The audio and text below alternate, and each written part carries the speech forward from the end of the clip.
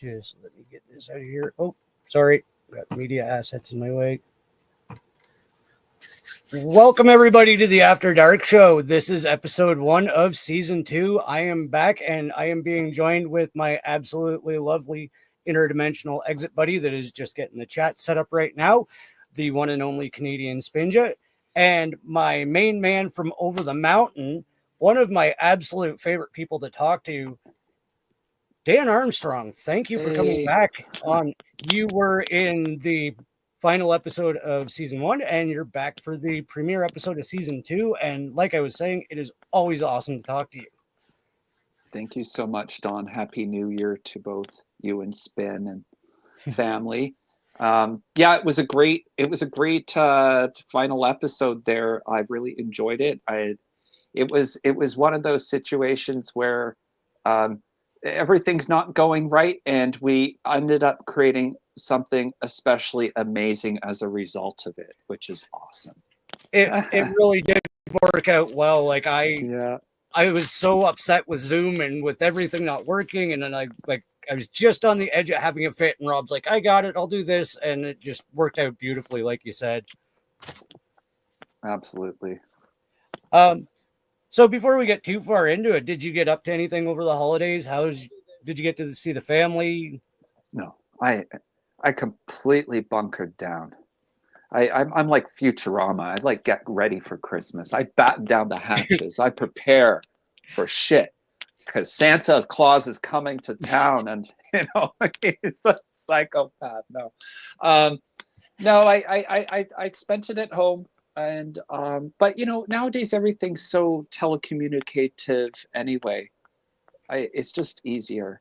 I like to get together with people, but I think like a lot of people this year, we all had to have a very muted celebration since nobody has the finances to splurge and pretend they're rich for a couple of days anyway. So I like to keep it simple, make some good food, that kind of thing. How about you guys? We kept it fairly simple too. It was pretty quiet around the house. But for the most part, it was basically a telecommunication Christmas, like you were saying. And I just realized, I think I've been running live for like an hour now and didn't even realize. So I'm just learning StreamYard. So if anybody's been tuned in for an hour, I apologize because I'm just looking at my clock here. Sorry, newbie. Still learning. You also kind of downplayed your Christmas because I don't know. I know Dan knows, but a lot of people in the chat know, but I don't know everybody. Well, yeah, I was at work on the 20th of December, just before Christmas, 18th. And 18th. Yeah, it was a month to the day of my accident. Yeah, the 18th of December. Sorry.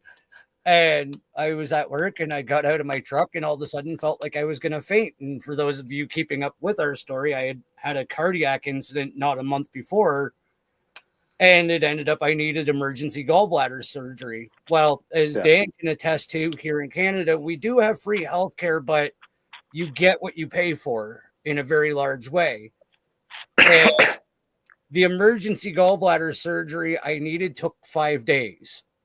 Because my symptoms were controllable with intravenous medication, every time somebody so much as needed a stitch on their finger, my surgery got bumped. Mm-hmm. So it was supposed to be done within 24 hours, and it took 5 days for me to get in and out of the hospital. So that was a lot of my Christmas adventure was. And we also want to say that that's a reflection on the healthcare system, not the staff. The nurses, the staffs are amazing. They were amazing. They were amazing. Yeah. I found the same thing with the hospitals too, though. Really incredible staff, especially considering the load of work. And they're still maintaining professionalism, and they deal with a lot of really difficult people. It's pretty impressive. Yeah. I saw some people that looked like they were almost dead on their feet and still giving 110%, being some of the most kind and compassionate people. I actually was breaking cultural barriers. I was talking to a Middle Eastern lady, and I think she was Punjabi, and she had this really neat name. And I was like, I like your name. I find Middle Eastern names fascinating. They're always so beautiful. And she just completely stops and looks at me and goes, "It means eyelash." And just like both of us just had this moment of like, okay, so it's not that spectacular, right? Well, nice sounding. I mean, yeah. Yeah. Sure. That was no. And Yeah. no, I'm glad you Well, had. I'm glad you're well. I knew you would be, though. It's a scare, though, nonetheless. I think the scare is harder Yeah. than what you go through, Yeah. mentally, because we're vulnerable at that time, right? And the outpouring of emotion from the community that I just kind of fell ass backwards into over the last year. Like, yourself, I'm a newcomer to this entire community. Mm-hmm. I was getting direct messages and texts and like, you were one of them. Like, not even just the typical social media, hope you're better. Like, people were genuinely concerned and showing love. Like, Matt Mornian, I know he is a very skilled healer and gets paid well what he's worth, gifted me a session that we just did today. Right. Good. Like, just the outpouring of love in our community really kind of gave me. Well, that's good, because we don't always get an outpouring of love in our blessed community, do we? So I'm glad to hear occasionally they do the right thing. Yeah. I have not been dealing with outpourings of love for the community myself, and I'm going to just keep it there. But that's part of why I've had not such an amazing Christmas, because it's only as good as the people that we're dealing with. It really is. I know what you're leading to, and yeah, it gets kind of difficult with. Oh, there's more than what you think. I know what I'm alluding to. But okay. Yeah. We'll talk. Plenty more. No, it's fine. Yeah. In any case, I am glad that you're both here. I know Spin was really interested in some of this subject and probably pushed for the show topic today. So I'm ready whenever you are. Yeah. So for those of you watching at home, sorry about the little chit chat intro. Dan and I don't get to talk nearly enough, even though we just live a province away from each other. We can talk later. I'm always here.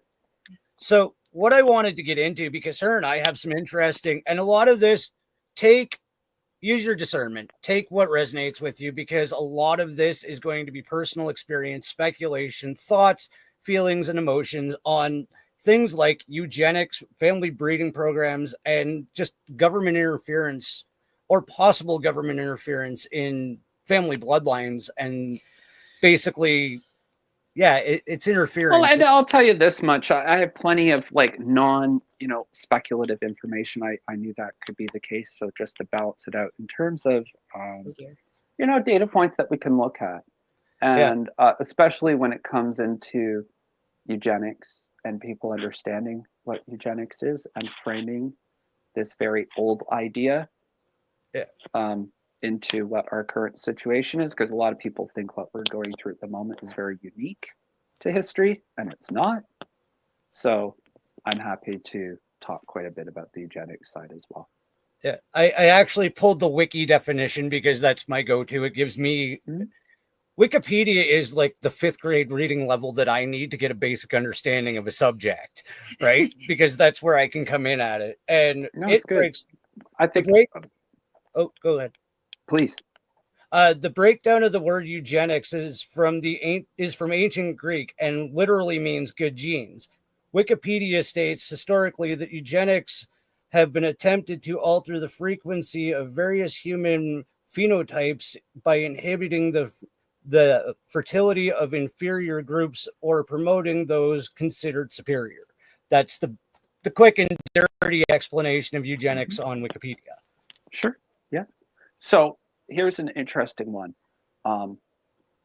Let's just maybe start with the eugenics side, because I think the eugenics side is a great way to actually frame and get into things like engineering and everything afterwards, right? And looking at it, so we can look at like the macro picture, and then we can distill it into a more micro personalized picture, and that way we can sort of marry the two, so we can get both points of view. What do you think? I think that's a good way to go about it. Yeah. Or we could just jump in with what Spin wants to say about her top part of the topic right away. What do you say, Spin?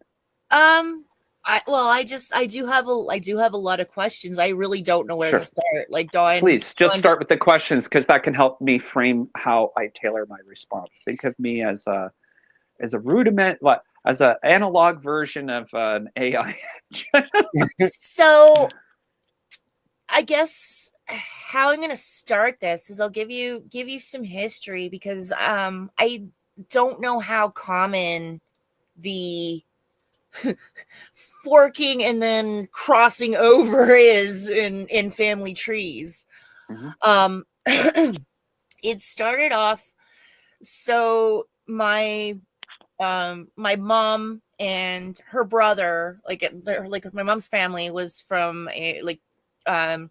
eastern Ontario. Mm-hmm. My father and his family was from northern Ontario.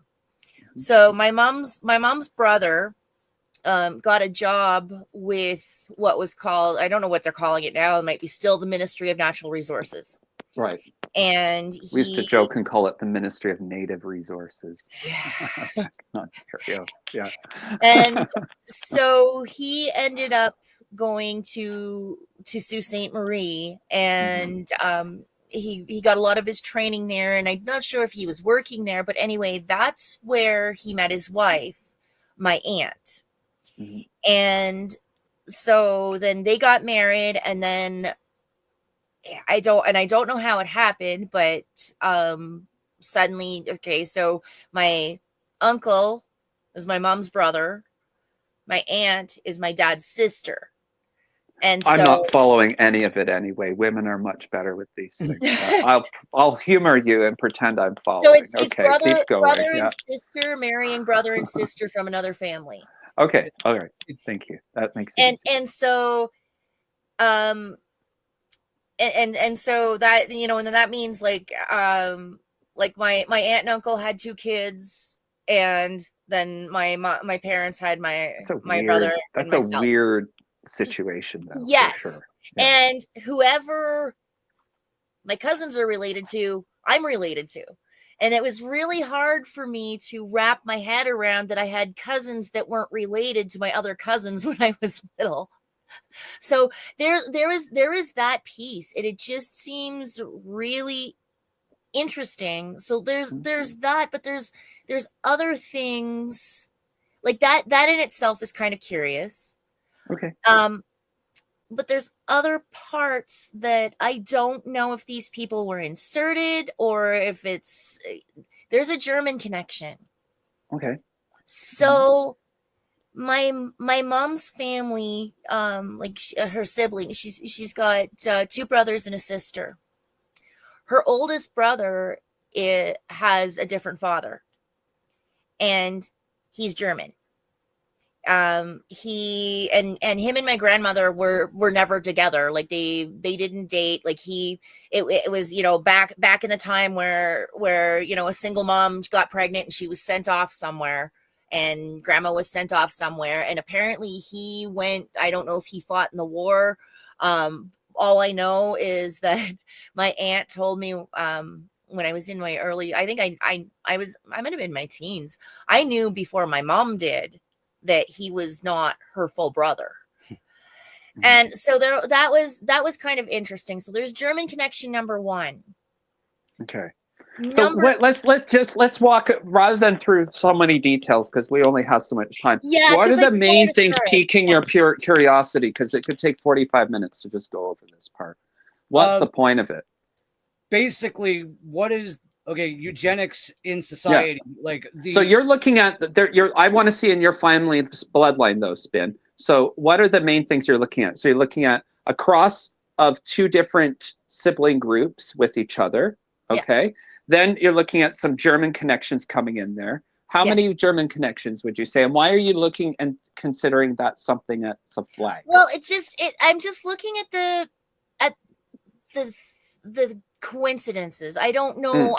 I don't like. I could be grasping at straws here, but it's just something, and just, you know, like what I've learned about the whole German thing. And I know, but that's why I say, you know, like sometimes it's like, that's why it's good to not take certain data points. Yeah. And then like use it. No, we start with our experience, and then we by our experience drives our questions to find the frameworks to work with. If we go the other way around, we could get a lot of false positives in that. So I just want to like emphasize that part of things, because the worst thing is that we could create phantoms of issues that aren't actually issues, and then we're responding to something that isn't.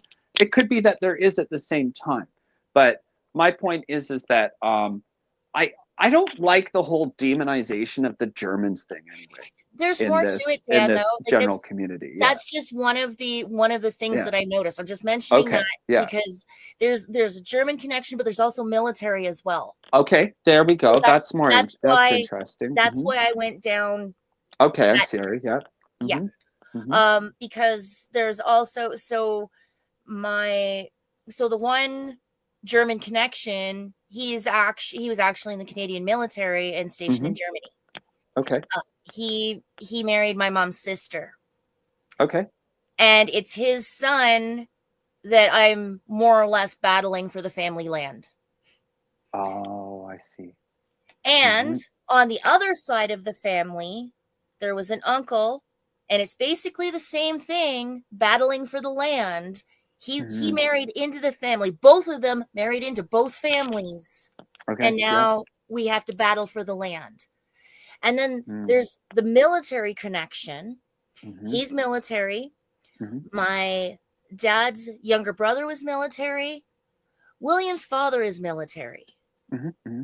So I know I'm kind of all over the place, but I'm I'm looking at things. I don't know if they're related. I really don't. But it's just, and then Donna and I have a couple of parallels that this was his idea. No, I'm listening. So that's cool. That's interesting.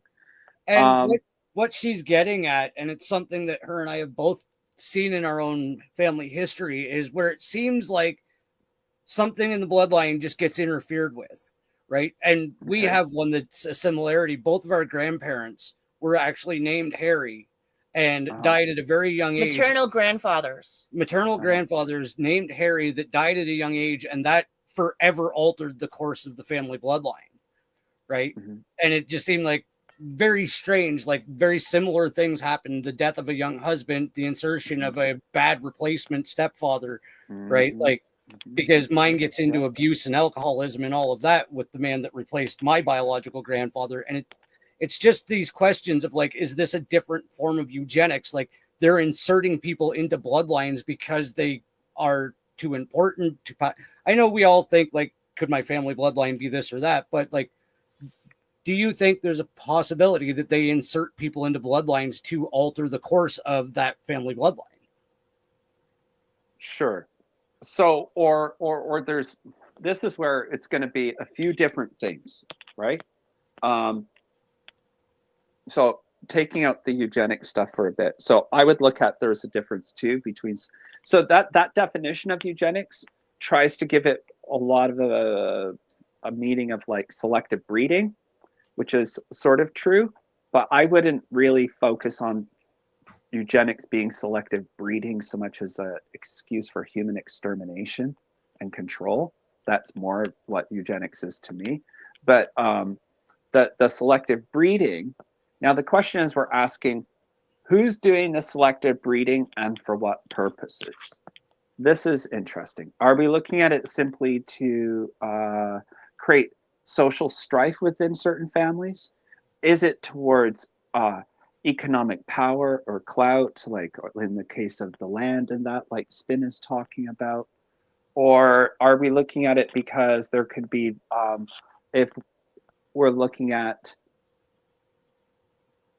perhaps non-human actors, part of the management looking for specific traits on an actual genetic level and working and arranging relationships based off of that? I would parse and put all of those in different areas of analysis just to keep it nice and clean, right? And so this is why we got to be very careful about which question to answer and how, because we could lose a lot of other good questions and answers that come with those questions that help inform the other answers, if you follow my meaning. Okay. I do. So one way I would talk about this, and I think is an easy concept for people to follow, is to think about, if you watch the Dune series or you read the books, please read the books. They did a great job adapting the films. But if you know the Dune series, it's one of the, do you guys know it? Have you watched the films? I haven't, no. Okay. They're excellent. You'll love it. Excellent production value, really well done. It's long, but you'll really get into it and like it. One of the things about, Dune takes place in the future, so it's sort of weird. It's sort of like, but it's also not all completely sci-fi in the way we think of it. It's a mix of sci-fi and sort of a medieval concepts at the same time.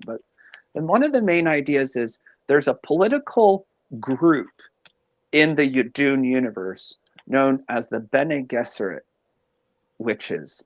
And they're basically this very political, powerful group of women that are an order, a religious and mystic and military order combined to one, sort of like a female version of the Jesuits or something.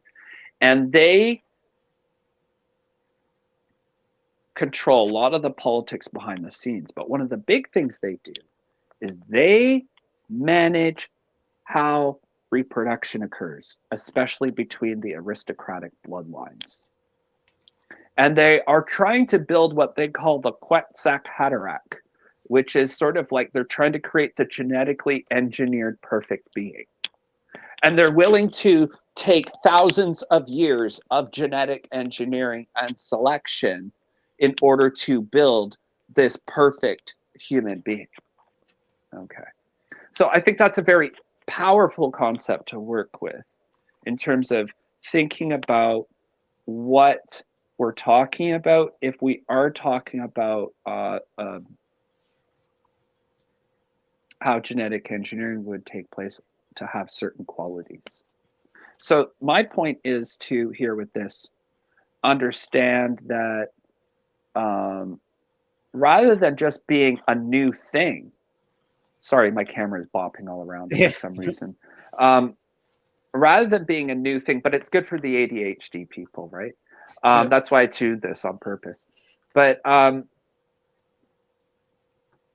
it could be, my point is that it could go back centuries within a family bloodline. Okay. And I think it's also interesting if we bring in groups like the Mormons into this conversation, like I was doing partly with my discussion with Brian and Archon Disclosure now a while back.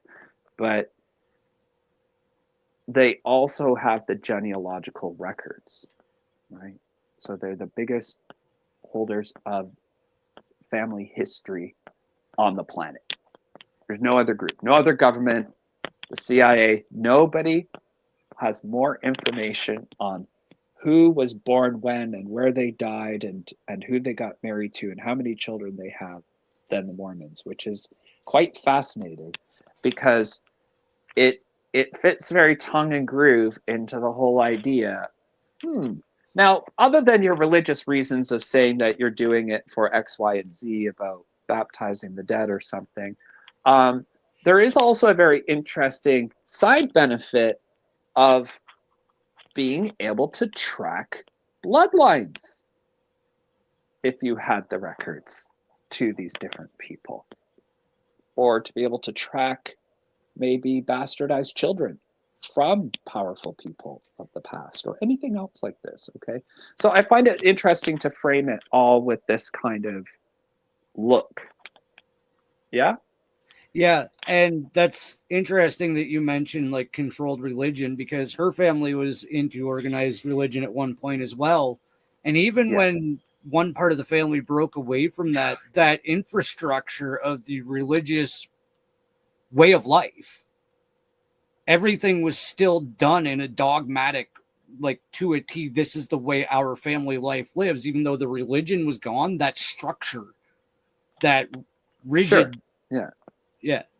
Yeah, totally. And so I would, for me with you, Spin, what I would highlight too is looking at, okay, so if I'm looking at the genetic difference in the genetics going on with your family, that's what's more interesting. So I know also you have you have First Nations ancestors as well in your blood. Okay, so I would actually use that more as a marker than even worrying about the German side of things, because actually this blood is actually very important of the First Nations people, right? So for people outside of Canada, it's what we call our Indigenous people is First Nations. And so I know that's part of Spin's ancestry. And I would say that's actually a really important component.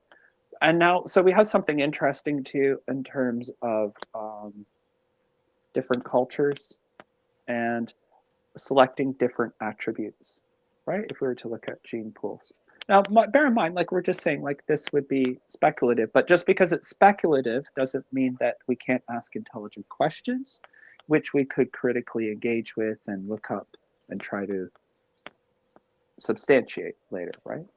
Yeah. So that would be interesting. I think the thing that perked your interest in the subject earlier, Spin, when I mentioned it on a previous podcast, was this idea too, and I was trying to find the point in my notes, so forgive me if I still look over a bit of it here, but was it's also combining opposites is a big thing. So we'll see that sometimes, like if we go back into some of the other literature, you know, if you look at people like Tracy Twyman, and that is writing a lot on, you know, cult, you know, a lot of people focus a lot in looking too at like this Christ bloodline, Mary Magdalene bloodline, these different bloodlines, right? And then looking at how, so you may have like one maternal side is one side of the bloodline and the other is the other. So one might be what would be considered a very light or right-hand path kind of family, and the other one a very left-hand kind of path family. So you may have that. So there's this interesting thing that certain bloodlines, this is why we have intergenerational trauma, incest, pedophilia, etc. types of abuse in certain bloodlines, not just like random, but is actually part of a family tradition, so to speak, that goes back generations. And sometimes we find out it's related to things like curses or covenants or vows family members in the past made for things like to acquire land and do this and do that. So I think, you know, the thing is family bloodlines as well have made, it is no different than today. I mean, what do people want to use magic for today? I want money, wealth, and power. Well, do you think people in the past were that different about how they wanted to use magic? And do you think that maybe a few people were short-sighted and maybe made some pacts with some entities, whether we want to call them greys or fairies or whatever, that they didn't make pacts with certain entities for certain favors? Oh, yeah. Or whatever, right? So there's this kind of stuff. Well, yeah. Back then, you'd have sold your soul for a good season if it came to your family's well, survival. and maybe you were balancing it out and say, well, the whole family starves, or I can promise, you know. Yeah. So I'm not saying, but this is sort of the context to look at. Yeah. The other context would be in something in the case, especially for a military family. Okay. So again, militaries, what do we have at things like, whether we're dealing with military, masonry, or whatever, we're dealing with societies that make you take oaths, almost blood oaths, whether it's the Costa Nostra or is the military, you're taking an oath to the king or queen and this type of thing, right? You're taking oaths. And, you know, legally, these groups like the military like to look at things in their own way. And it could be something as simple as virtue of you didn't read the fine print when you signed your contract agreement. And perhaps you actually do owe them a bit more than you realize. And their lawyers know that. And this type of thing. There's so many complicated things. You're born on our turf. Like if you're born on a base, my dad was born on a military base in Germany, a British military base, right? So you considered property, like Well, I mean, you're not German, so how Yes, did yeah, you attach your identity? yeah. You attached it through the military base and your military grandparents and everything else. So That's very these, true. so there's different things that happen, okay, and it's a whole other set of legal questions. Yeah. How's that for you so far, Spin? It's good. I'm just processing. Okay. No, I saw a look on your face, and I'm like, I better ask and make sure that I'm Yeah. all good with you. Yeah. Or if you wanted to add something or ask any further questions related to that, just let me know too. Like I wish I could remember, because I know there were things, and it's not coming back to me. Well, you know where I am. It's not like this is a one-time deal.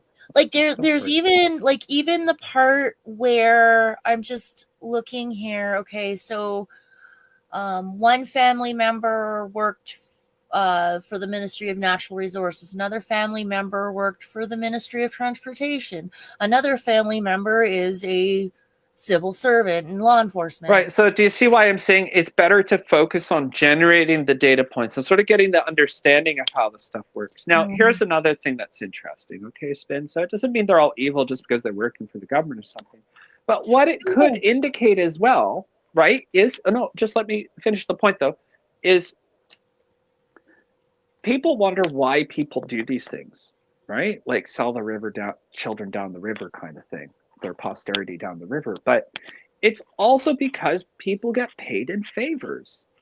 A lot of things get paid in favors. A lot of these cushy government job kind of things. Do you think anybody's allowed to become an academic with tenure? Or, like, do you think anybody gets to be an ambassador? They're not naming everyday citizens to be ambassadors. They name people that they owe favors to as ambassadors, because guess what? It's the best job in the world. Do you know how hard ambassadors have to work? They get treated like royalty in a foreign country with an unlimited expense budget. And you don't have to do any work other than like go over to the other ambassador's house and have tea and cookies. Like, It is a great job to have. It pays really well. So a lot of things get paid for in terms of favors. Yeah. This is how deals are made. Like, you could be working a really hard labor job for the rest of your life, or you could have a really nice cushy position too. So it's one thing to look at, and that's why I'm sort of substantiating your thing about people working in government ministry. And well, no, the one, well, it was my mom. Right. Okay. And, yeah. You said she worked in transportation before, right? Yeah. So she started out as a private issuer, and she and like it was like she was basically an independent contractor. Like she had to pay her own rent, and like she wasn't, there was no pension, there was nothing. Right. But it was very lucrative. It was like a nice non-competitive type of business to have. It wasn't though. It was, no? She made her ends meet, and like the ones that were unionized and actually like working for the Ontario government, if they went on strike, she still had to go to work. Yeah, like it was like two different branches. But then even the timing was interesting. She lost her office because they decided that they were going to go with Service Ontario, and she had to reapply for the job that she had done for over 25 years. Yeah. And ended up, she did get the job, but her hours were cut back dramatically, but she also ended up with a pension and, surprise, surprise, benefits for the medication, the trial medication that she underwent when she, like, for her cancer treatment. She was suddenly able to access medication that she wasn't able to be when she was in an independent issue. Okay. All right. Okay. So anyway, yeah, That's interesting. So the reason I mention it is because, like, especially, so let's maybe just step away from the personal stuff for a bit, and then just frame it in terms of eugenics for a bit as well, because I think eugenics is a really under discussed topic that is worthwhile. A lot of people think a lot of current issues are like new, and they're actually reinventions of old issues. And there's a bit of like bleed through between what we were saying with our personal things and like how stuff like eugenics works. So, do you know when eugenics was openly in its heyday? I think it was back in the 50s is when it was. Oh, even before that, well before that. I mean, it's been several periods, but one of the big periods where eugenics really starts to take off as a philosophy is especially after Darwin. So you're looking around 1890s to 1920s, 30s, 40s, and that very big, very, very big. It was the issue of our times. And this is a big reason why evolution is such a controversial theory, because a lot of evolution and what we know as social Darwinism is about eugenics. Do you know what social Darwinism is? No. So it's literally applying. Okay, so Darwin is saying survival of the fittest, right? Yeah.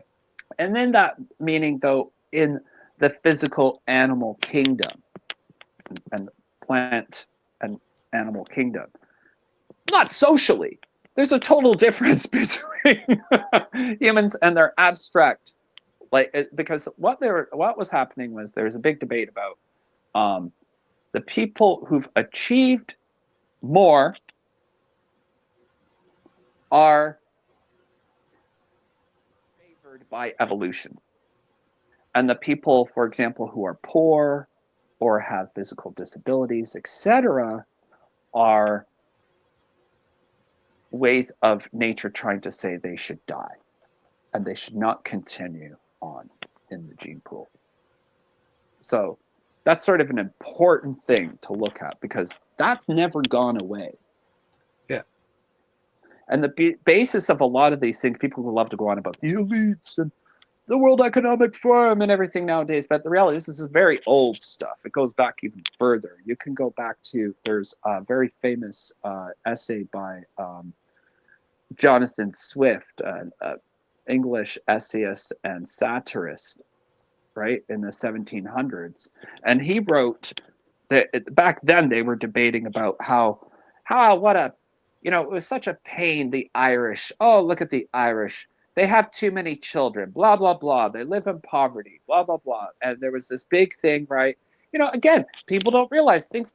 They've always been trying to exterminate populations of people and get people socially to go along with these ideas.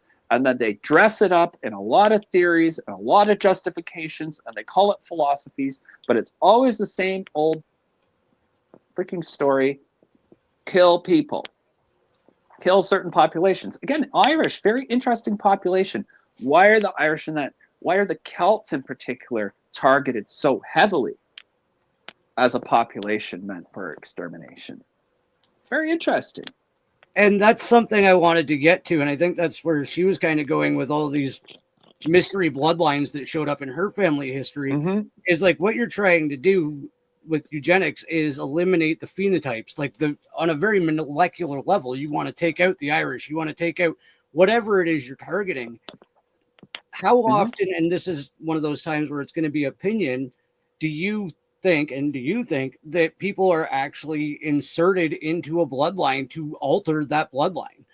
Right? Like, I believe that there are circumstances where the government is directly involved or the military is directly involved in somebody entering a bloodline just to mess it up or just to alter it. Mm-hmm. Sure. Or to more likely get a desired result. We call it messing it up, but that's a value judgment. Why they're doing it is they're looking at it, they're achieving a result, whether that's neutralizing something, adding something to something, or taking away something from something. It's just trying to get their result, right? And that's a big part of engineering, because engineering is based on what's known as control theory. Control theory and cybernetics way predate computers and all that kind of stuff. That the theory that supports it goes way back. So you have social Darwinism and Jonathan Swift. Okay, so Jonathan Swift writes an essay called A Modest Proposal. And basically he's writing about the situation in Ireland and everything for the first half of it. And then he turns it into a cookbook and proposes eating the children of Ireland as the solution to the problem. And he doesn't mean it because he's seriously advocating that. He's trying to show that there were people in his time who were genocidal, who were trying to dress up genocide in a lot of fancy philosophy and economics talk and politics talk. And all it was, anybody can be persuaded into an opinion. And he was trying to demonstrate that. So it's a very famous essay. So I like to bring that into the picture just so that people understand we'd be dealing with different populations getting targeted over time. And that this whole thing about humans are a dirty cancer on the planet. This is especially embraced by the New Age and environmental movement. They love this. Humans are cancer on the planet. Humans are a virus. Humans are a cancer. You know what cancer is? You got to do with the cancer? You got to cut it out before it metastasizes. This type of thinking. And so what I see nowadays is we are willing into power an ideology of saying humans are dirty. That's what the virus is about, right? Humans are dirty. They should be, and they should be removed, are at best limited and controlled, right? And so everything with the League of Nations, if you look at the predecessor to the United Nations, the League of Nations was all of that stuff was based on eugenics, all of it. Like United Nations is, all of it was about eugenics. All of those programs, World Health Organization, all of it has always been about eugenics.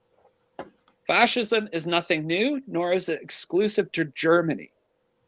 Fascism was one of the ultimate expressions of that eugenics mentality. That's why Hitler was celebrated as a hero across Europe. It's not like, oh, they turn it later. Oh, bad man, crazy man. They love, are you kidding me? Fascists from Italy to Spain, England, the United States, including people like Henry Ford, they all were major supporters of eugenics. Yeah. Okay. So it's very important to understand. You see why I'm getting at between the two things so that people can really see. We're dealing with like the idea of controlling populations, whether through breeding, interbreeding, or eliminating certain genes, is something that is being ongoing. And I would say probably through time. So would that explain, okay, so they say about cancer being hereditary. That's what my mom's dad died of, Harry. When he was only 46 years old, it was in 1969. My mom died of cancer. My dad had cancer.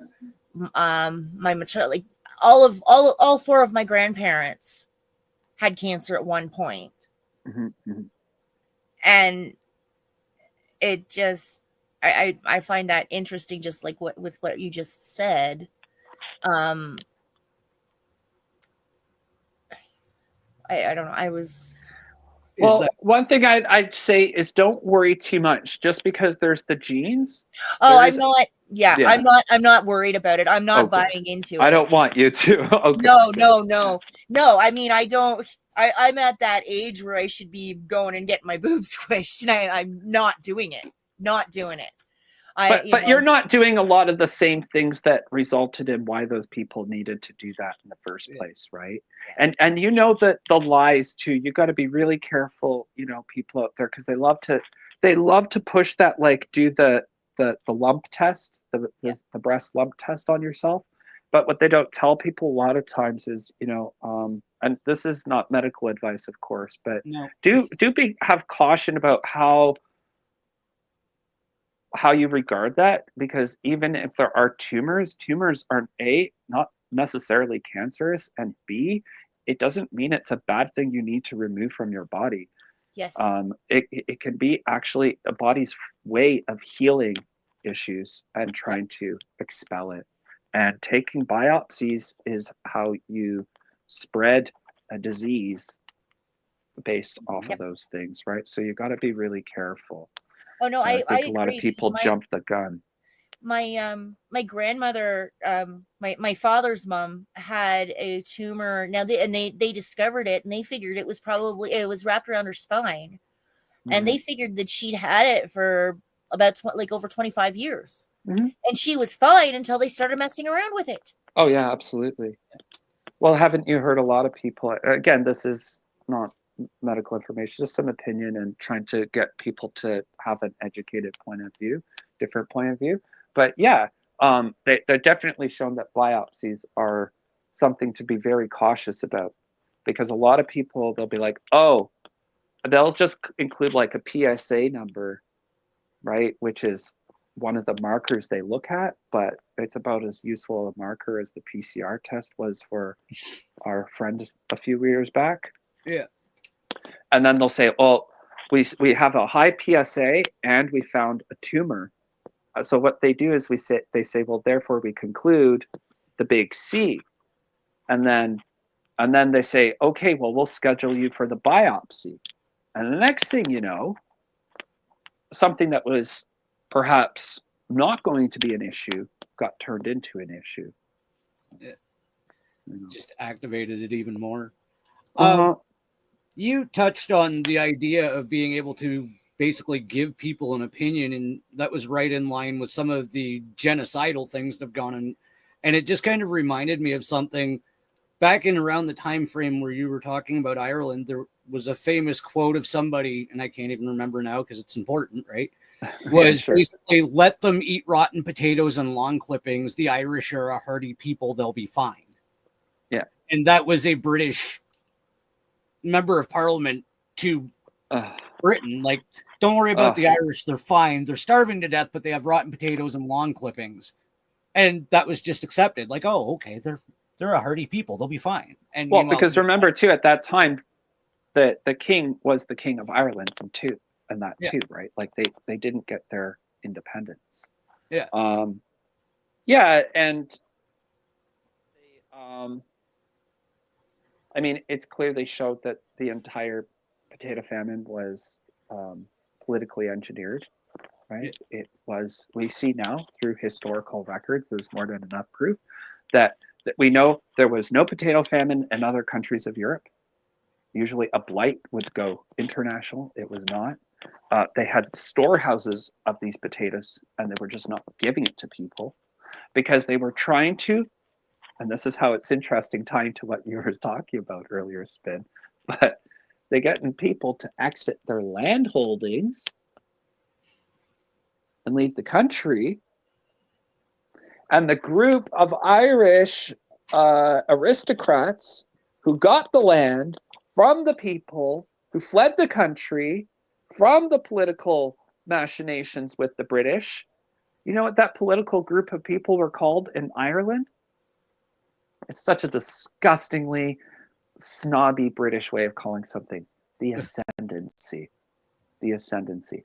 That's what they called the group of Irish elites that cooperated with the British to starve the people off the land and force them to migrate to the United States and Canada. Into the workhouses and into the And it's not like this is just some group way in the past that has no relevance. I mean, I think his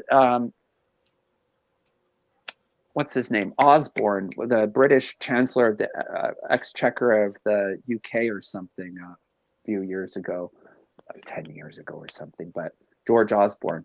I mean, his family comes from one of those families in Ireland. Because I was reading up his Wikipedia bio the one day, and I was just like, oh, let's look up this Osborne guy. And then you see it, and I'm reading, I'm like, he comes from an Irish family known as the Ascendancy. I'm like, the Ascendancy? Oh, God. So, you know, we see this. And some people are talking about the current parallels with places like Hawaii, right? With what's happened there. Getting the people off their land and letting rich people come in and take it on the cheap through cooperation of a government program. This stuff is as old as the hills. Look at your ancestors. Look at the First Nations in Canada, right? Spin, what did they do to these people? We had peace and prosperity with First Nations for centuries. The British, the French depended on First Nations. We call them nations because we regarded them as nations. They were cultural and linguistic groups. You don't have treaties with groups that are not nations. And what did we do? We encroached on the land. We did this. We pushed them. And then when we got strong enough, we pushed them off the land and then put them on reservations. And then we find the reservation has got valuable resources under it. What do? We move them off that reservation, tell them to move to another reservation, right? Because we want the resources from that reservation. And it's always been this. You go back to Malcolm X. I don't know if you ever read or listened to the autobiography of Malcolm X, but it is excellent. And one of my favorite things that he does is he talks about the reality of history. You know, Malcolm X had a master's degree in sociology or history or something. Very smart man. Back in the 60s has this as a black man. Very impressive. And he says, you always look at human history, and there's always been two main parts of change. The landlords versus the landless. And what did the landless do? They fought the landlords. How did they pay with it? Blood. What did they get for it? Land. This has always been the case in human history, because outside of people's ridiculous modern concepts of constitutions and all these theoretical rights that they contract, that come out of their head, when you really look at the United States Constitution, when you really understand the legal system, your rights come from property. Yeah. Particularly your land. Your land is what gave you standing. Right? Well, yeah, I just random squirrel fact here. I was a landscaper a few years back before I was in my current job. And I got talking to a summer employee who happened to be a very well-educated individual. And she was telling me that at one point, your front lawn was a status symbol. That's all your lawn was because if you could afford to waste that ground, that property, that wholesome soil for something as egotistical as a green lawn. You mean like Canadians who get swimming pools installed for a summer that lasts 6 weeks long? Exactly. It's a status symbol, man. Yeah. Well, you don't even use it most of the year, huh? Yeah. The just opulence of it, like it was, I'm going to grow grass and waste this fertile soil. Like, just and that's why you also have ones too. The broader the house, it was a way of showing off wealth as well, because the tax systems tax land based. Do you know they actually based it on the breadth of it, not the depth of the lot? So the depth versus the breadth is a different tax. You pay a lot more tax for the breadth. So to have a big rancher that occupies a huge length and then has a giant lawn, like where my sister is in Nanaimo, you go along to Parcher Bay Road. Some of those lawns are like, they've got to be half a kilometer long. They're massive, these driveways, and they can fit several houses on these front lawns. That's how big it is. But yeah, you're right. It is a status symbol. And also, but my point is that understanding that there is a lot of rights are derived from the land. This is how we have the law of the land, you see, and we've been taken off the land and we'd be put into the water, the commercial system. And yeah, you know, it's a much weakened position. Now we have to work according to commercial law, the law of the sea, and not the law of the land. A lot of it actually comes back to restoring rights to the land, right? And look at it, we can tie all these themes in. It's amazing how everything becomes part of everything else if you can see the picture, right? What do we have of crisis right now? Housing crisis. Yeah. Right? Why? Because we got more than enough land, so why do we have a housing crisis, right? Why do we have abandoned military bases sprawled across Canada that could be easily retrofitted into communities for underprivileged people? But no, we just let them rot into the fucking ground. Oh, sorry, I said well, that. It doesn't matter. It's about because it's very simple. We can see this is how you create scarcity, right? Yeah. Well, you need to create scarcity in order for there to be lack. It's not like we don't have enough and we got to find out a way of getting more. We actually have all we need, and we got to convince people why we don't have enough. Yeah. See, this is my whole thing about the population thing. They're trying to say that the population is too high. They try to say anything over 1.5 billion people is too many people on the planet. Well, if you do the math, that means there's about 6.5, 2 billion too many people for their ideal population number, right? Yeah. And why? Is it because we have too many people, or do people use too much stuff? Do we create too much stuff that goes into garbage piles? Yeah. There's no, this whole anti-human agenda behind it all is what I'm saying. I agree. And again, this is something I've hit on before in shows, is how we've become dependent of the sociological construct. And that's exactly what we're feeding into. forced to. Like you guys should have no problem. I know your dream.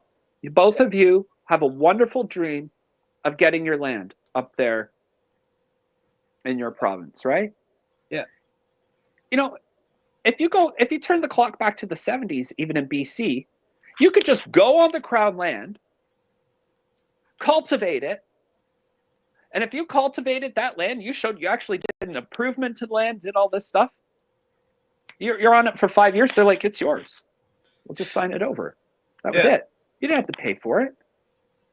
Because you put value into that land. Yeah. Right. So, I mean, the whole thing is absurd because they don't.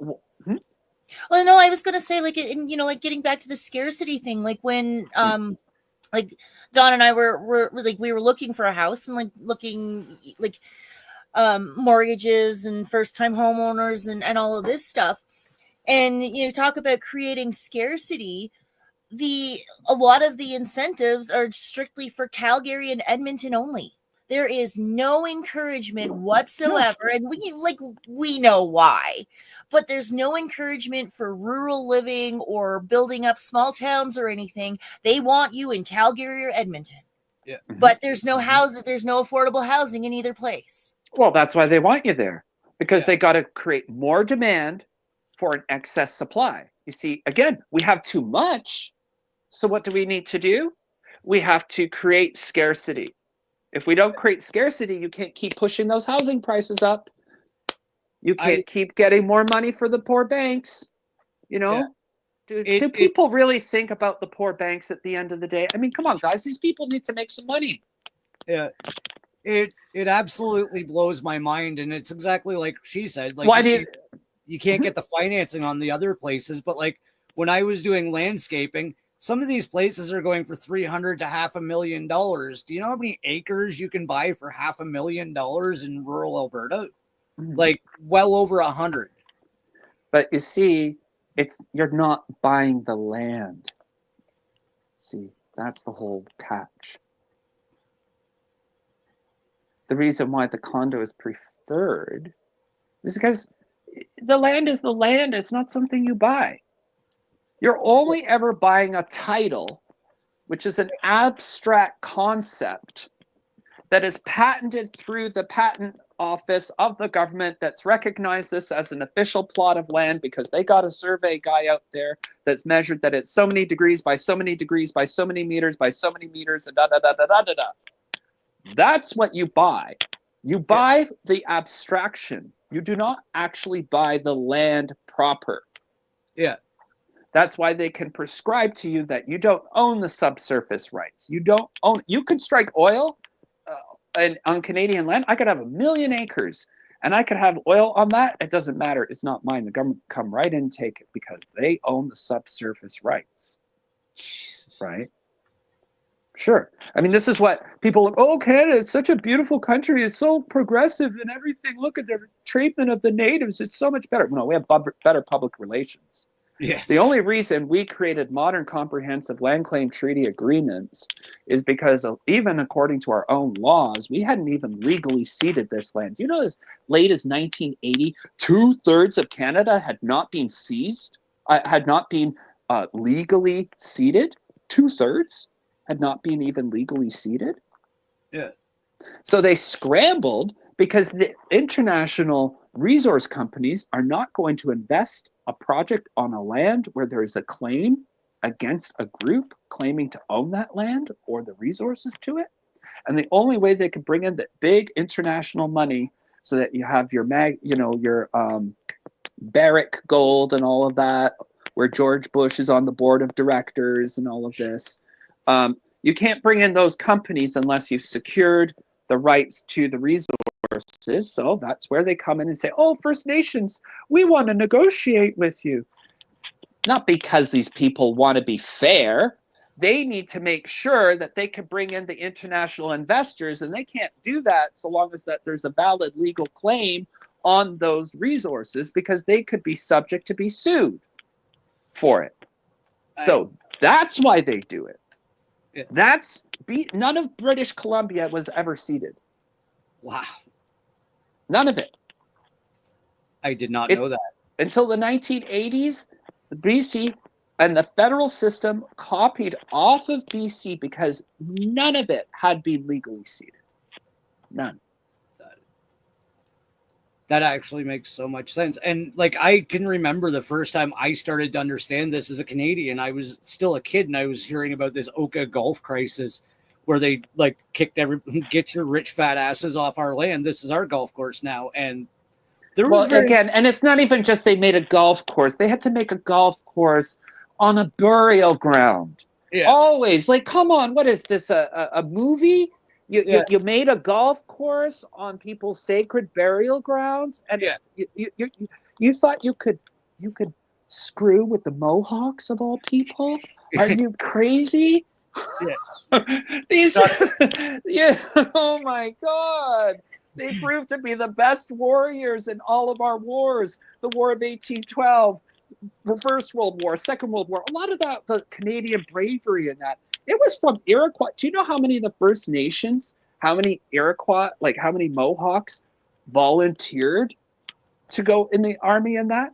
Again, you know, Canadians, oh, the fucking natives, they never do anything, just a bunch of welfare bums. Yeah, except for the ones who went to war. Yeah. You forget that they went as veterans. They should have, if anybody had an excuse to not go to war, it was them for this stupid country. And yet they did. Yeah, look up when. And then we dishonor them. Korea, Vietnam, natives, especially Mohawks, were excellent contributors to all of those wars.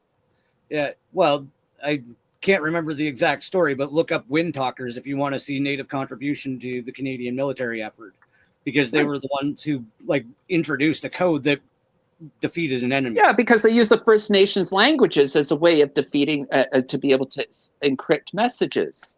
Yeah. Because nobody had a written account of the First Nations languages, but they could use it that way. Mm-hmm. So you see how it's an interesting subject, though? We get into like seeing things like land and blood and bloodlines and how this stuff goes through time. This is what people got to understand with this stuff. People think everything's so unique at this point. We're just rehashing the same old thing over and over and over and over and over. Yeah. No, and exactly what you're saying. Like, I'm a modern day story of being chased off the land. This is why I'm bringing this up for you. My family was there for generations. Like the land that I grew up on, was as far as I know, it went back to my great grandparents. Mhm. And So there's something in that too, I think, Spin, right? Like, I think when you said that, it really reminded me, like, there's so much power when we are rooted to a place, right? Like we build a relationship with the land over generations as well. The land is inscribed with the memories of our ancestors. They used to walk down to this creek and swim buck naked. They used to do this, and you are copying and living in the flow of your ancestors too on different land. And if you look at it, we take people off their land. Almost everybody in North America is just a mutt from Europe, right? Yeah. You take people out of their land, like Europeans. We're appalling to Europeans. They're like, "What do you mean you don't know your history? What do you mean you don't know who your family is?" Like, they know this stuff. They know who they are. They know what their ancestors from. They might have been in the same town since like 25 generations. Never left the town. There's a lot of power in that, and knowing who you are. There's a lot of power in knowing who you are too. And when you don't know your family history, and you don't have your land, what are you? Me. Right. You're the dispossessed. You are you're a form of a refugee, right? You're a woman without a country. Well, yeah, and the exact same thing happened on the other side, because the camp, that's where my grandmother grew up. That's where my great grandfather took my great grandmother as a bride. There was 100 acres there. It was split between the 9 kids, and I've been pushed off that too. For that one, I could fight for it. Well, think about it in this way too, Spin. Okay, because one of the reasons why I do a lot of focus on economics is I understand people say, well, money is energy, et cetera, et cetera. Yeah, and it's also your life, because it costs so much money for a life. Yeah. And if you don't have to waste a lot of your life paying for your shelter and your land because you already have it, think of how much life gets wasted when people have to start from scratch. Yeah. Right? Now, the normal thing is our ancestors knew when I might have to sacrifice my lifetime and just, people did things like your ancestors there. You didn't just get 100 acres. You had to clear that stuff. You had to clear a certain percentage. You had to clear it within so many years. You had to do you had to have a certain amount of product and everything that you turned over, or you didn't get it either, right? But the point of it is, they sacrificed because they knew this will make it easier for my posterity, so that they don't have to waste their life working this hard, right? Yep. Isn't that the whole point? And isn't one of the biggest con jobs of the last 120 years especially is that we don't pass down land? People are like, I get my inheritance. People just think it's a payday, and they blow it all in 3 to 5 years, whatever they got most of the time, if that, right? Yeah. The ones that are sitting on the land right now, that's why I was chased off, because they knew what I was gonna do. That was a farm up until my grandfather died, and then my mom was the only one at home. The rest of the family sold out, and it's because of them that we're in the position that we're in right now. And exactly what you said. And the ones that are on that land right now, the only reason they're there is for the property value. They don't care about working it. They don't care about future generations. But everybody's being brought into that thinking. Yeah. This is not such an exceptional thing nowadays. No. My point is that everybody does this. Whether it's land or it's just an apartment or anything, people don't have the sense of thinking, you know what? This is what I sell it for, whatever. Let's say you sell your share for like $500,000 or something. You're never going to spend that money properly, that $500,000 properly. You're never going to appreciate it because you don't understand how much $500,000 of savings is, right? That's an after tax, after living expenses, foregoing a lot of things in life in order to pass down that much wealth. That's a huge amount. And people just piss it away because that's what they want.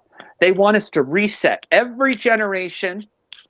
So we got to look at people like, oh, they want the great reset. We're already doing resets. We're constantly doing resets already to ourselves. We're so foolish that we just, we force kids to move out of the house too quickly because we want the house to ourselves. They start with all this social engineering of these things, right? Rather than let them accumulate wealth on their own.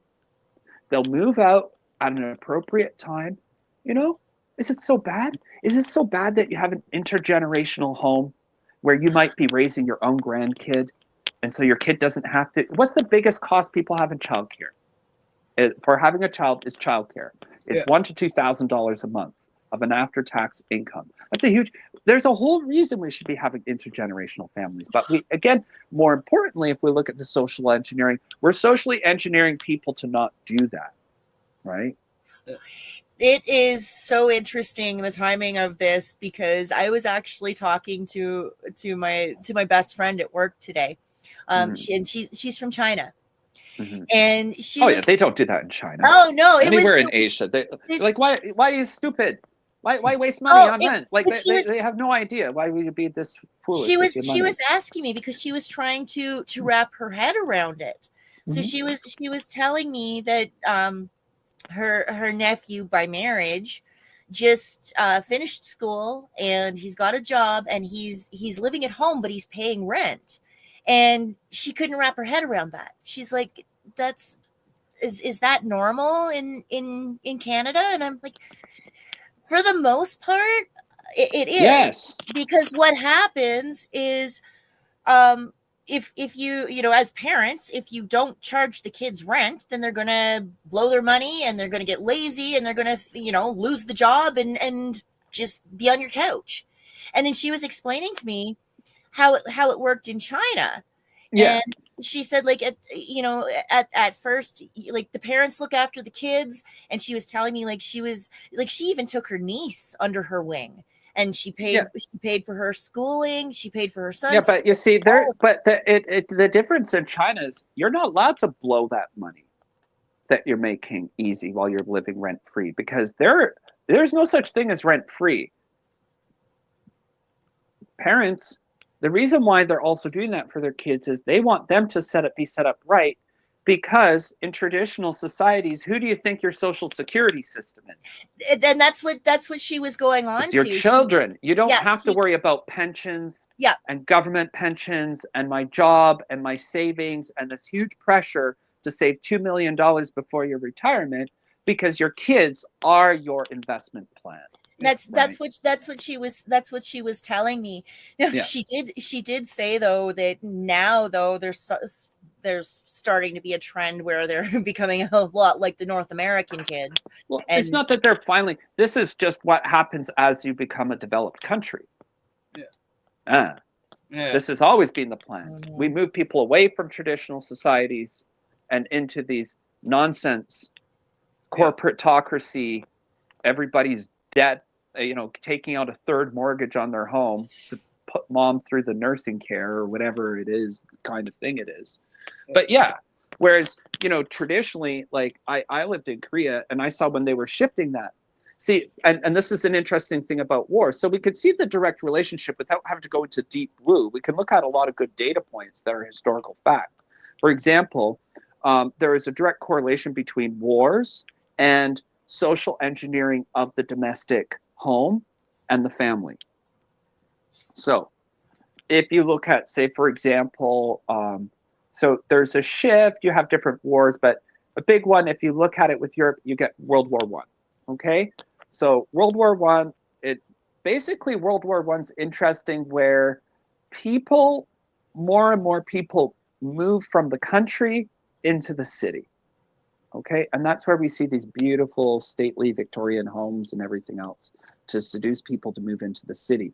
They get them to leave the farm for the beautiful home in the city. Step one, right? Step two, now you got them in the city, some are in the farms. World War II, your job is now post-World War, because there's a huge housing crisis between World War I and War II, just like we have right now. I talked with an old man from my church many years ago. He explained this exact same housing unaffordability, multiple people having to live in the same home, this type of thing, was exactly the case leading into World War II. And in World War II, we have the innovation and the development of a few things.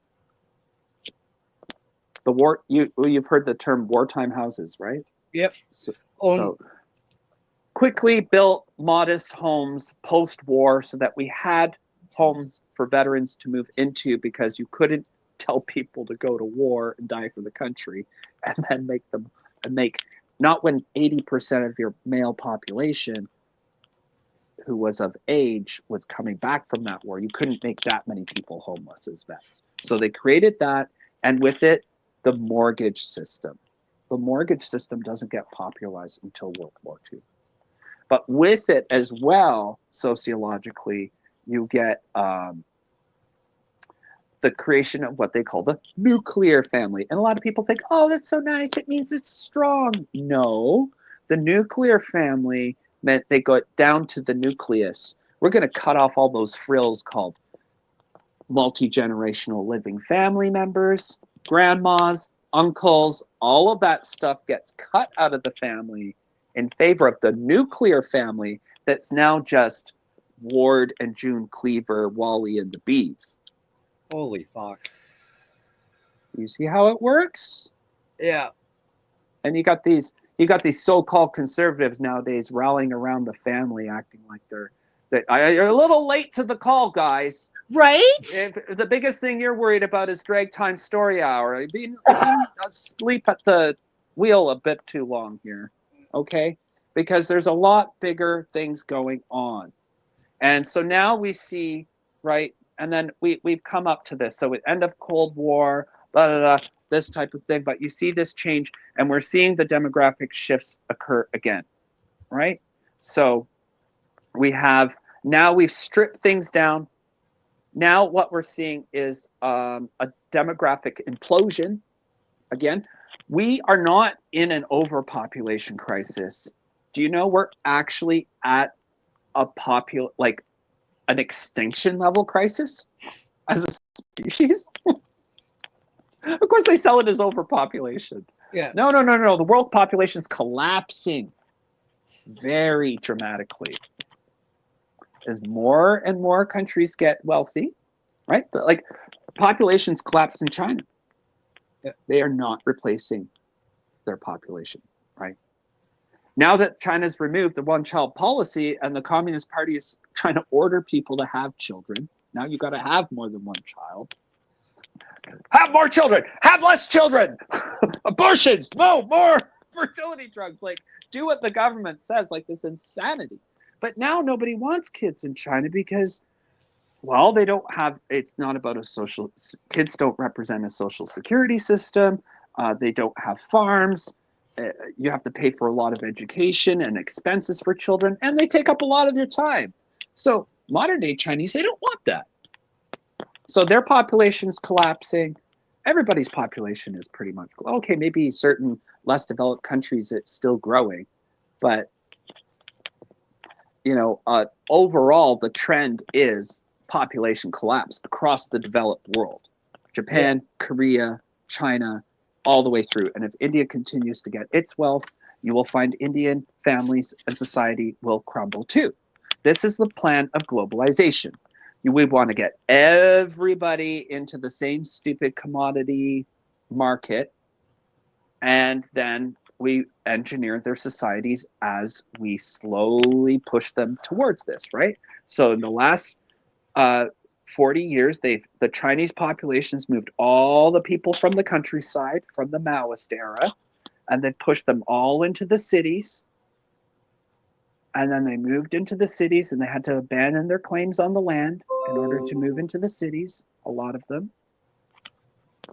And now they're all dependent on supermarkets and living in condominiums and driving electric cars, et cetera, et cetera, et cetera, right? So I don't know if this going in the way you want it to, but No, it is that it's a very good breakdown of like what's going on. Like when you go from it literally is overall about manipulation of us as a populace, be it our genetics or like you're talking about our social engineering. Like yeah, we are that, so far from our original purpose here now that we can't even see it anymore. no, you can't. This is the whole point, and that's the whole point of also getting people disconnected, disgrounded from the earth, right? So there's these effects. We see play what they call the Kalergi plan at the moment, right? But just to go on the family unit size, so we're imploding it. So we're now not having replacement, what they call replacement population. So to have a replacement population, that's where the figure 2.3 comes from. It's not that they say to have 2.3 kids, but on average, you must have at least 2 just to replace the existing people.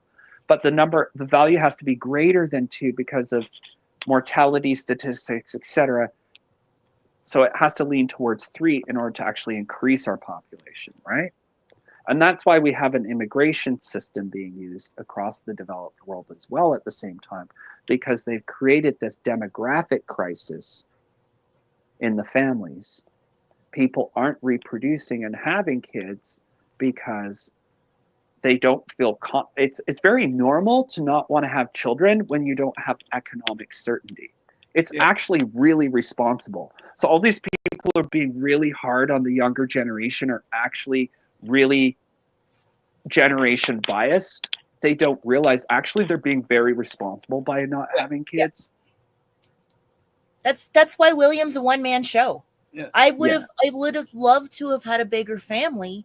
Sure. But I was at the spot, like I ended up being a single mom, and I'm like, all right, I'm shutting it down. Because I'm having a hard enough time being financially responsible for one child. I would love to have more kids, but I'm not. And that's the bigger reason. So if conservative politicians say their family values, then how do your economic support policies support family values when you're expecting me to pay $6,000 a month towards a mortgage? Yes. Oh, it Mr. Prime Minister. I'll do this and this and this. No, you won't, because you're not going to go after the banking industry. And it's in their interest to have me paying as much of my life essence towards their criminal enterprise as possible, right? So let's talk about family values, because if you want family values, make it affordable for people to have families earlier in life, and you have a tax structure that's supportive of that. Do you know, I was looking at a statistic today. I love looking at these visual graphics of different statistics. And I was looking at US tax receipts, like how much money they bring in versus how much they expend. You know, as shocking as seeing personal income taxes in the US is something like $2.5 trillion that the US government brings in from income taxes from individuals. Guess how much we're talking the wealthiest entities on the planet pay as their portion of the tax share? Well, I'll tell you, it's not 2.5 trillion. A couple million. Well, but it's something like it was something like 10 times less. It was 250 million, 250 billion or something. Like it was dramatically less. But again, do you know that in the say for example, I know at least in the example of Canada in the 1960s, do you know the tax base was 80% paid by corporations and 20% by individuals? And do you know by 1980 they had flipped that number so that corporations were paying 20% of the tax and individuals were paying 80%? This is what people don't look at. Right? They're very good at manipulating even very well-educated people from not being able to ask certain questions so they can reframe the data. But my point in this is clearly big corporations that are destroying our mom and pop families and our communities and our downtowns and our heritage and everything else, those stupid big box stores, they are not contributing anything compared to what we do. And what do you hear people like Trump say? That he wants to reduce corporate income taxes more? Why? They got a great deal. Yeah. No. But this is how you massage the public. And then what are you going to do though? Let's focus on Drag Time Story Hour. That's the reason why. No, it's because it's not affordable to live. Yeah. It's the basic principle of magic. It's prestidigitation. Look over here while I'm fucking with you over here. Like, absolutely. Always. Yeah. That's why when people say, oh, this is the big new thing, the fog, the drones, but I don't care, because that's where they want you to look. Yeah. Stop every single time they tell you, look over here. Don't you ever remember your uncles when you were a kid? Hey, Danny, look down. You got something on your shirt. Yeah. Right? Remember your same uncle would keep doing it to you and taunt you until you learned? So why do you keep looking on your shirt and thinking that he's not, like, it's the same thing. Yeah. Right? Like, when they get people so distracted, oh no, I got to pay attention this time. I don't want to be the person in the room who doesn't know what's going on. Why? Yeah. Most people in the room don't know what's going on. Don't worry about trying to be like them. No, I totally agree. We've been going about an hour and a half. Yeah, it's been pretty long. Half, I don't know. I'm going to have to go back and check. What time are we at? Because I always run my clock different. I don't like keeping time correctly. Yeah, it's an hour and a half. Before we do take off, do you want to tell everybody really quick about your healing services, where to get a hold of you, where to find your stuff, and anything hot off the press you got coming down? Yeah, I always do a bad job, and I always sort of rush it at the end with my healing service stuff. But I do true quantum healing. I'm also trying to branch out into other ways too of, well, what I've just been doing naturally anyway with people, a lot more of like helping, working more with the higher self with people and trying to work their higher self to actually work on very, the healing is part of it.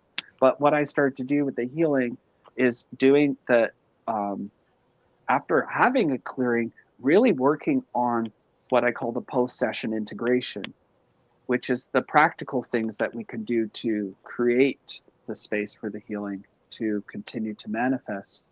And so I'm very interested too in helping people with very practical solutions and things that, their higher self wants to communicate with them to work on their mission. And sometimes it's not like the fancy things, sometimes we just have to work on a lot of things that actually ground us as spiritual beings in different ways.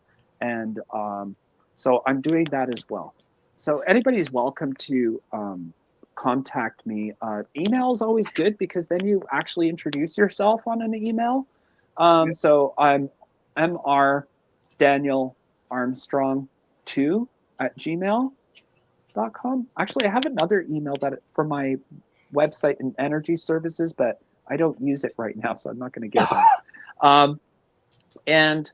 Or on Facebook, but do it on the messenger, not as a friend request, and just introduce yourself and why, and I'm happy to work with it there. But I'm not doing the regular friend requests anymore because, as you guys probably know, you get inundated with too many.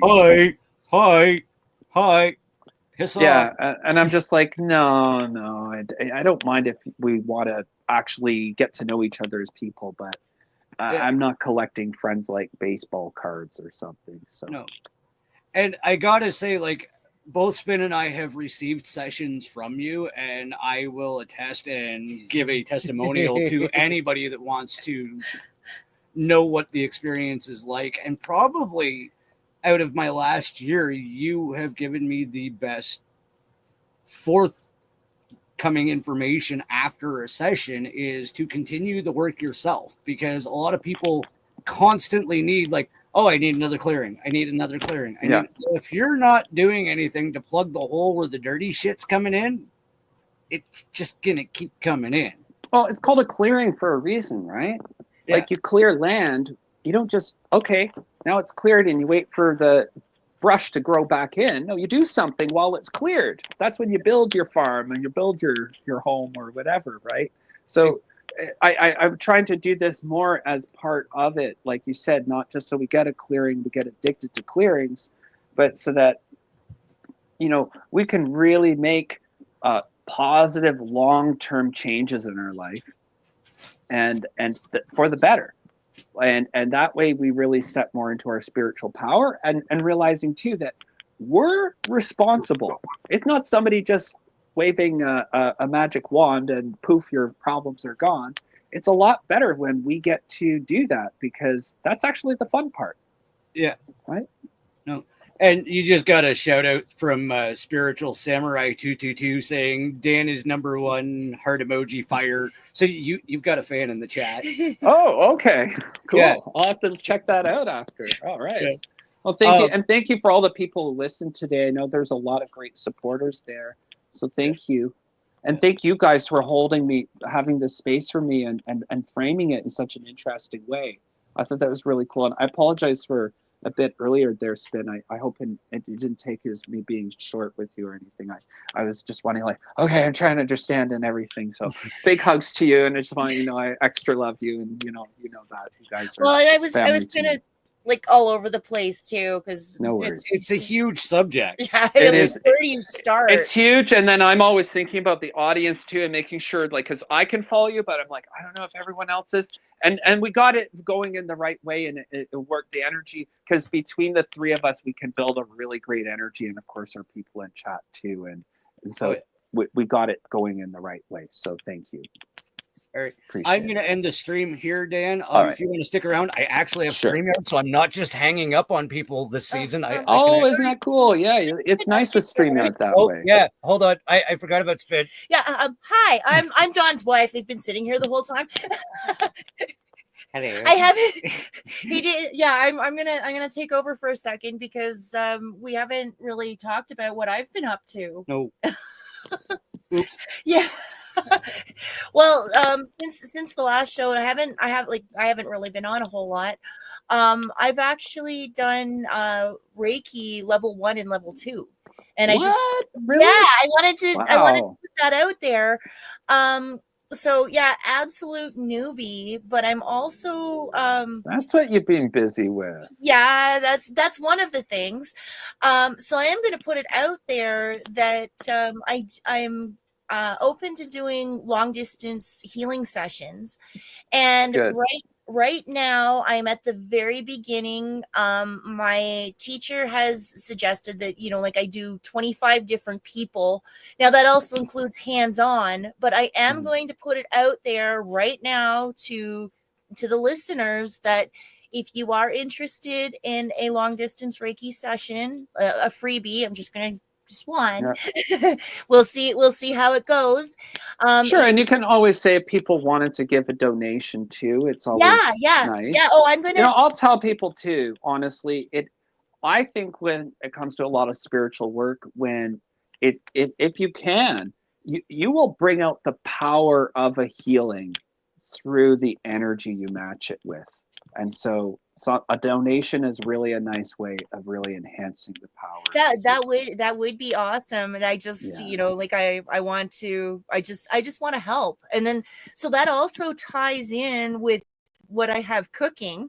Well, there's more. So I actually, I'm going to be doing the Reiki, but I also signed up with, that witch Karina. Now she has Karina Osborne. She's very interesting. She is, eh? So I saw your show with her. I really liked her. She was very cool. So you can find Karina at the Witch's Inn. But I've signed up for Witch School. Oh, nice. And so it's a series of courses. We start out with tarot. We start with tarot, and then there's Witch School 1 and Witch School 2, I believe. And so I start the tarot course on January 12th. And the super cool part of this is that I sent Dawn on a quest last weekend to pick me up some new tarot cards. And he came back with a set called, and it's in regards to the chakras. So you do the tarot reading, but it also gives you information with what chakras are associated and what might need healing, clearing, or whatever. So I'm going to figure out how to tie Reiki in with tarot. And so say, for example, I do a tarot reading and something comes up that, like your sacral chakra needs work, then I can offer a session focusing on whatever chakra it is. Right. So yeah. Neat. So anyway, I Neat. have that cooking. So if anybody's interested, I'm gonna say the same as Dan. Send me a message on Messenger, more than just hi. And I'm just busting your balls, but it is annoying. Just tell me, introduce yourself, and we'll have a conversation and see how I can help you out.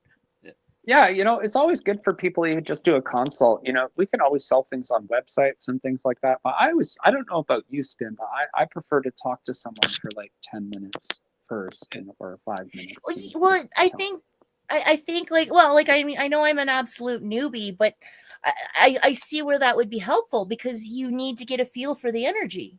And like if somebody comes in, I'm sure that you can do something, but the more like if you know a little bit more about them, or you can feel into just provide context, right? And yeah, like you say, a little bit, and they get to see your energy, and that usually, I don't know about you, but I mean, if all it took was looking at a profile to determine you wanted a service, online dating would work.